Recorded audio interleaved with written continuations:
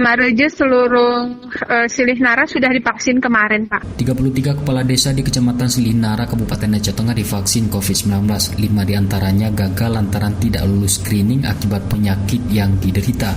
Vaksinator menyarankan mereka berkonsultasi dengan spesialis di BLU di Datu Beru Takengon untuk mendapat rekomendasi vaksin. Informasi ini disampaikan Kepala Puskesmas Silihnara, Mudar Mawati kepada RRI Rabu. Sementara mereka yang berhasil divaksin tahap awal katanya dilanjutkan tahap kedua setelah 20 hari ke depan atau saat menerima notifikasi dari petugas yang dikirim ke masing-masing ponsel pribadi. Mudar Mawati mengaku proses pemberian vaksin kepada kepala desa berjalan lancar sesuai tahapan dan rencana. Dikatakan pada Kamis 17 sampai dengan 19 Juni, program vaksinasi direncana berlanjut kepada aparatur desa dan masyarakat lanjut usia.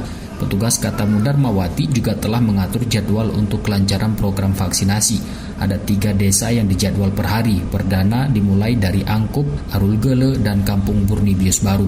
Tidak gagal, Pak, tapi ditunda 5 orang karena tidak layak divaksin. Ada ini hipertensi, ada yang gula, ada yang jantung, Pak. Yang 5 orang ini kita kirim dulu Pak ke spesialis karena kan di puskesmas dokternya dokter umum.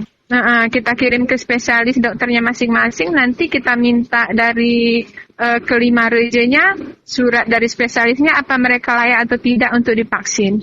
Lebih lanjut, Kepala Puskesmas Silihnara Mudar Mawati melaporkan vaksin juga telah diberikan kepada jajaran petugas di kantor camat, KUA, BKKBN, dan jajaran Satuan Pendidikan se-Kecamatan Silihnara.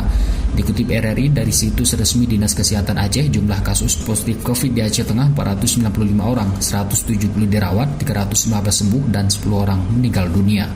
Muhammad Sanusi, RRI Takengon, melaporkan.